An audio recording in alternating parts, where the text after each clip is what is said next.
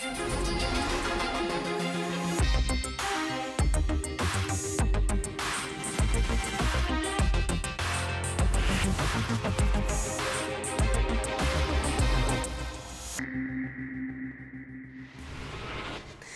l'heure de politique en partenariat avec Slate.fr et son cofondateur et ancien directeur du Monde, Jean-Marie Colombani. Bonsoir à vous. Bonsoir Roselyne. Emmanuel Macron est à Kiev en compagnie de l'Italien Mario Draghi et Olaf Scholz et le président roumain Klaus Iohannis. Vous venez d'entendre la conférence de presse et une rencontre avec l'Ukrainien Zelensky, une visite d'unité et de soutien jusqu'à la victoire et un statut de candidat immédiat à l'Union européenne et livraison d'armes supplémentaires si canon César de plus.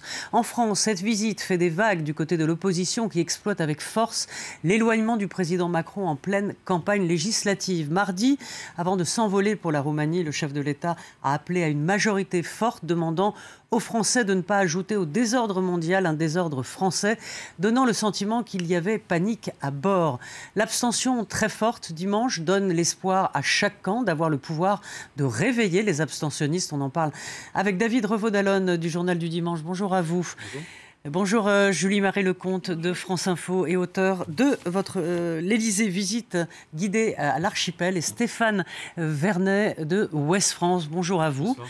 Bonsoir. Alors peut-être un mot Jean-Marie pour compléter ce qui a été dit auparavant, mais cette visite était réclamée par l'Ukraine et beaucoup d'autres pays européens pour clarifier aussi les positions françaises et autres positions, ce qui a été fait.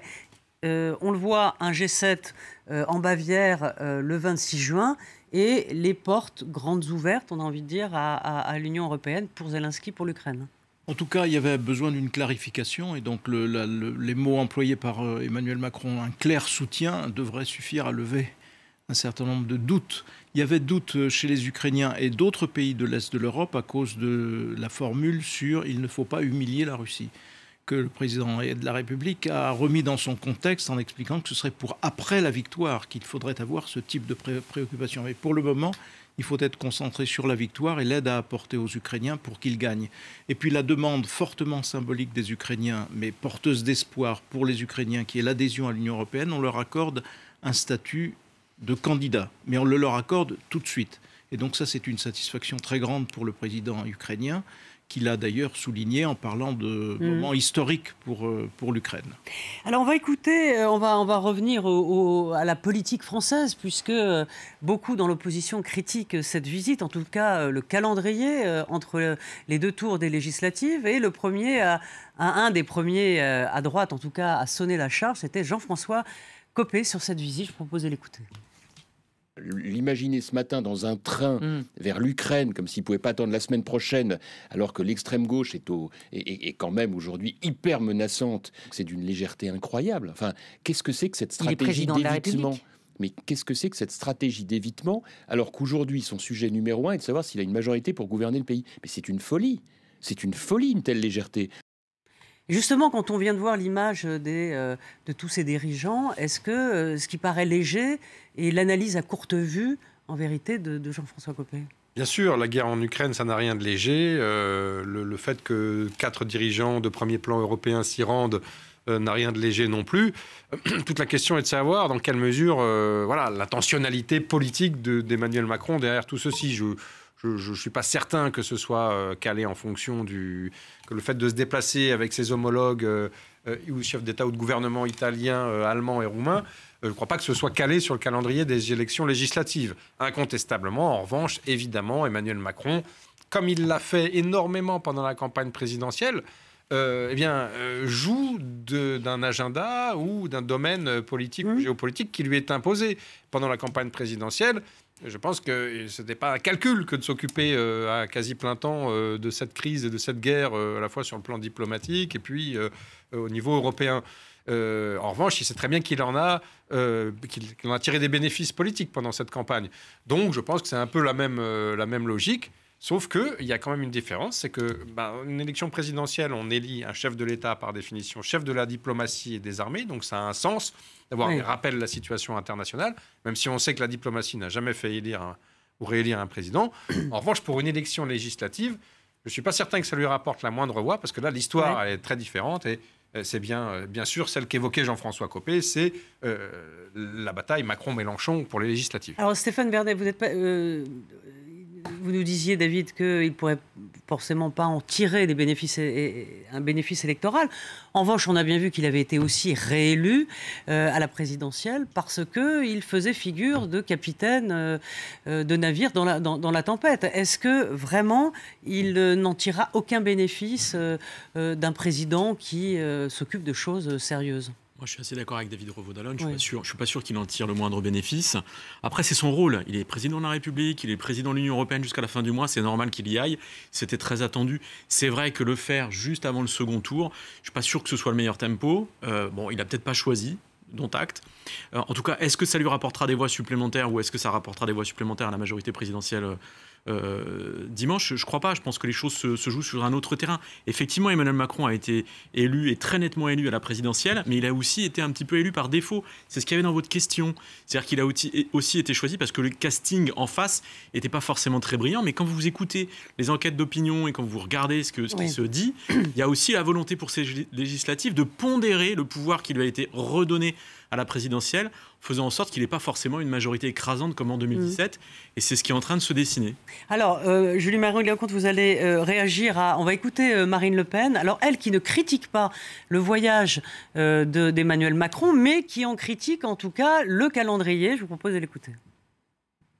Emmanuel Macron fait un choix qu'il aurait pu faire il y a une semaine ou il y a 10 jours. Le fait qu'il le fasse aujourd'hui, évidemment, on peut le suspecter. Et moi, je le suspecte assez facilement parce que je note que Emmanuel Macron ne fait jamais rien ou ne dit jamais rien sans avoir une arrière-pensée électoraliste. Julie Marion-Léancomte, suspectable alors, Emmanuel Macron ? Quelque chose qui sera intéressant de dénouer ou en tout cas d'éclaircir, c'est la raison pour laquelle l'Élysée s'est montré si frileux pendant des semaines, puis pendant des jours, puis pendant des heures, à confirmer un déplacement que par ailleurs et la presse italienne et la presse allemande confirmaient sans difficulté. Moi, ça m'intéressera de comprendre pourquoi. A priori, il n'y avait pas de doute sur le fait qu'il allait s'associer à ce déplacement, puisque, enfin, en tant que président, du Conseil de l'Union européenne. Donc ça c'est le premier point. Ensuite, ce déplacement, il devait avoir lieu maintenant, puisqu'il y a un Conseil européen qui, précisément, justement, doit aborder la question du statut de l'Ukraine, de candidat à l'entrée dans l'Union européenne. Emmanuel Macron est le président de la République française. Il est le président du Conseil de l'Union européenne jusqu'au 30 juin. À ce titre-là, c'est mesquin ou démagogique de considérer que sa place n'était pas en Ukraine aux côtés de ses homologues. En revanche, ce qui est beaucoup plus problématique, c'est cette intervention juste avant de partir et juste avant de monter dans l'avion. Un peu improvisé, hein. Alors, improvisé, en tout cas décidé de manière impromptue, à défaut d'être improvisé. Cette adresse à la nation qui, quasiment phrase par phrase, pose question sur sa conception du pouvoir et de la République. Oui. C'est vrai, Jean-Marie, ça a été un peu l'intervention du troisième type, un peu à l'américaine, avec un président sur le tarmac, avec un avion qui vrombit, dont les monteurs vrombissent. Donc déjà, pour l'écologie, c'est pas terrible. Non, mais bon.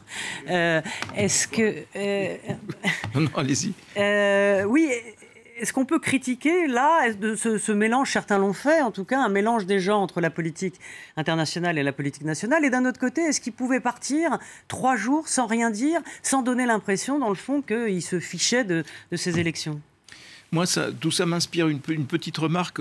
Pendant la crise du Covid, on a eu le quoi qu'il en coûte. Et là, maintenant, on vit au rythme de quoi qu'il arrive. Quoi qu'il arrive, c'est pas bien. Quoi qu'il arrive, l'opposition critique dans des termes que Gaël Brustier, que nous connaissons bien ici, appelle plutôt la brutalisation du débat politique. Parce que c'est un petit peu ce qui se passe. Donc on s'est saisi de tout, que ce soit anecdotique ou pas anecdotique, pour dire c'était pas le moment, ou bien c'est trop tard, ou bien c'est pas assez, et ainsi de suite. Donc tout ça me paraît assez dérisoire et je pense pas que ce soit parmi les déterminants du vote des élections législatives. L'intervention auparavant, en effet, elle avait un côté un petit peu un petit peu improvisé et sous la pression d'une perspective qui était de moins en moins celle d'une majorité absolue. Donc, mais sur le fond, il y a une chose qui est très contestable, qui est l'assimilation entre lui et la République. Mais il y a d'autres choses qui sont alors de monnaie extrêmement classique. On peut reprendre les discours de François Mitterrand ou d'autres présidents. François Mitterrand, parce qu'il avait été réélu, c'est la même chose. Ouais. François Mitterrand dénonçait les factions. Ouais. Donc les factieux, donc Jacques Chirac. Ouais. Ça n'avait pas non plus une réalité. Mais néanmoins, donc ça c'est vraiment de l'ultra classique. Avant un second tour, on dramatise. On étiquette l'adversaire de façon... Mais la réciproque est vraie, de toute façon. En revanche, d'être allé jusqu'à dire « pas une voix ne doit manquer à la République », alors si c'est pour dire « pas une voix ne doit manquer au scrutin d'aller voter », d'accord, mais si c'est pour dire « je suis la République », ça c'est un petit peu du Mélenchon à la mode Macron. Alors la plupart des pronostics sont sur l'idée d'une majorité relative pour la majorité. Le souhait majoritaire des Français, je dis beaucoup de mots majorité là, pardon pour la répétition, la majoritaire des Français semble être ni Mélenchon ni les pleins pouvoirs à Macron. En fait, dès le lendemain de la réélection d'Emmanuel Macron à l'Élysée, on a constaté que dans l'opinion, il y avait une forme de volonté de rééquilibrage un petit peu, puisque de mémoire, c'était, il faudrait demander à Frédéric Dabi, notre ami de l'IFOP, mais 70% de mémoire des Français, plus de 2/3 en tout cas, souhaitaient une cohabitation. Ça veut bien dire qu'ils ne souhaitaient pas adopter les pleins pouvoirs, accorder les pleins pouvoirs à Macron. D'ailleurs, vous avez remarqué que dans tous les clips de campagne des candidats aux législatives, ils n'ont tous qu'un seul argument, c'est pas les pleins pouvoirs. Et c'est bien leur problème, parce que si 70% des Français sont pour une cohabitation, ils ne sont pas d'accord sur laquelle. Puisque vous en avez une partie qui veulent Mélenchon, une autre partie qui voudrait Marine Le Pen, et puis après des toutes petites parties qui voudraient, je ne sais pas, Christian Jacob ou autre. Non, mais trêve de plaisanterie. Donc vous voyez bien que Jean-Luc Mélenchon, et c'est là-dessus qu'il a fondé sa dynamique de cette campagne, il a parfaitement su capter la volonté des Français et de l'opinion de rééquilibrer le pouvoir macronien. Mais, et c'est sa limite, c'est ce plafond de verre, c'est qu'en réalité, l'IFOP a posé la question pour le JDD il y a 15 jours, seul un tiers des Français, grosso modo, souhaitent de voir Jean-Luc Mélenchon Premier ministre. Donc 70% pour une cohabitation, il en a profité, ça lui a donné sa dynamique. 30% pour Mélenchon, c'est son plafond de verre. Et c'est bien ce qui fera que, logiquement, dimanche soir, il ne devrait, toute réserve prise et bretelles, ceinture et parachute sortis, il ne devrait pas avoir de majorité. Mais il n'a pas la majorité, mais il a un gros groupe, le premier groupe d'opposition. Donc ce sera quoi? Un quinquennat de négociation, de blocage, de paralysie? Est-ce que c'est une forme de cohabitation New Look, en fait? Non, pas forcément un quinquennage de blocage ou de paralysie, mais effectivement, si vous voulez... Avec un gros groupe et un intergroupe de la gauche, de l'extrême gauche. Alors, ce qui est sûr, c'est que si Ensemble n'a pas la majorité absolue, ce qui se dessine, et puis même si Ensemble a une majorité absolue, mais qu'elle est étriquée, de toute façon, on rentre dans un cycle où ce qu'on a vécu 5 ans avant, ce qu'on a connu depuis 2017, n'est plus. C'est-à-dire qu'en 2017, je vous rappelle qu'il y avait 351 députés La République en Marche plus Modem, dont 315 en gros députés en marche. Donc ils ont pu en perdre un petit paquet au fil du temps. Ça les a pas empêchés de continuer à avoir les clés du camion.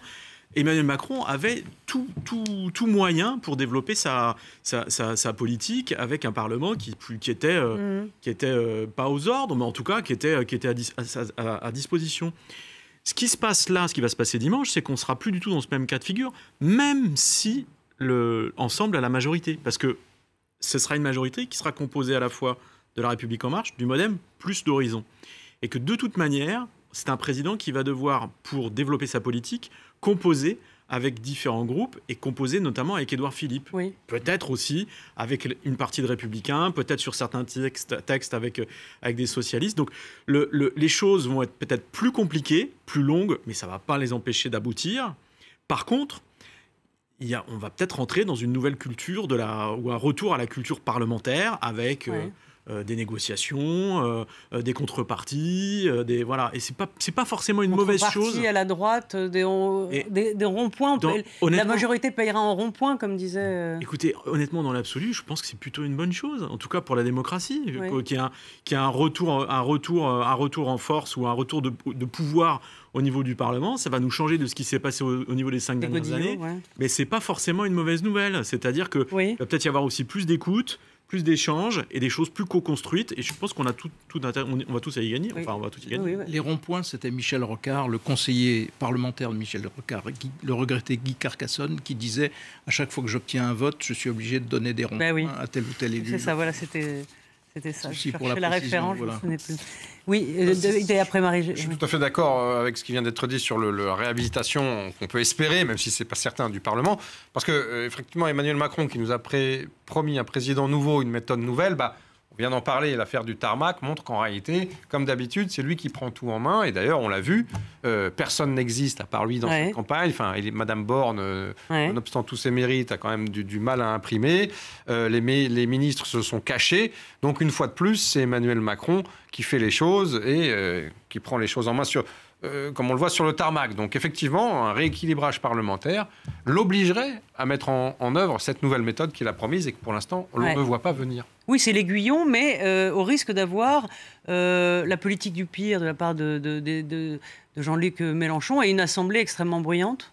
Non. Mais et à la fois un contre-pouvoir sans doute, mais effectivement, mais pour une bonne cause. Cette contradiction apparente dans le désir politique des Français est sans doute essentiellement le synonyme d'une envie de changement, alors sinon institutionnel, en tout cas de la manière dont fonctionnent les choses. Il est fort peu probable, de ce qu'on en comprend jusqu'à présent, que la mise en place du Conseil national de la refondation assouvisse cet appétit-là, mais effectivement, tout simplement, dans la manière de fonctionner du Parlement, les Français pourraient avoir quelque chose d'autre à observer de leur vie politique. Quant à l'immobilisme, il semble compliqué sur le long terme, parce que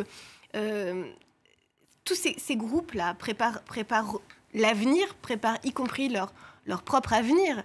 Et ces gens, s'ils souhaitent accéder un jour au pouvoir, ces différents élus ne pourront pas avoir donné pendant le spectacle de gens qui, pendant 5 ans, auront empêché de faire face à l'urgence climatique, à l'urgence économique, à l'urgence de la situation internationale. Donc, nécessairement, tous devront prendre leurs responsabilités et apprendre cette politique et ce travail de compromis dont parlait Stéphane. Ça, c'est la version idéale. Hein. Oui. Mais rêvons un peu. Voilà, on peut rêver un peu. Mais juste une petite remarque. Tout ça est quand même une formidable manœuvre politique, exceptionnelle, mais c'est aussi beaucoup de masques, beaucoup de camouflage, parce que ce dont on va s'apercevoir dimanche soir, c'est que la NUP, c'est pas la gauche, c'est 100, 110, 120 députés insoumis, et non pas des socialistes, des communistes et des écologistes qui vont rester de très petits groupes. Donc ce sont des insoumis qui vont entrer en masse à l'Assemblée nationale et ils ne sont pas réputés pour être apaisés ou tranquilles ou aptes au compromis. Ils sont plutôt réputés pour leur radicalité, puisqu'ils lient la radicalité à la démocratie. Leur critère, c'est plus on est radical, plus on est démocrate. Donc il faut s'attendre à des jours chahutés. Et juste une dernière question assez courte, Jean-Marie, parce qu'on accueille Véronique Reissoul. Les agendas internationaux vont évidemment reprendre très vite la guerre, comme on l'a vu il y a quelques instants, et sans doute des voyages aussi du président Macron, la défense européenne, l'inflation aussi dans la zone euro, la spéculation de la zone euro, les hausses des taux d'intérêt, tout ça va aussi. Il y aura beaucoup de politique internationale aussi. Et puis dès lundi, ce sera en tête des agendas, parce que sur l'inflation et la hausse des taux, on va être très vite menacé d'une nouvelle crise des dettes souveraines. Et donc c'est ça et donc ça fait partie de la guerre avec la Russie, puisque l'inflation est largement exportée à cause de la guerre. Donc on va plonger encore davantage dans ce contexte. Merci. On accueille tout de suite Véronique Reissoul pour la chronique sur les réseaux, la politique sur les réseaux.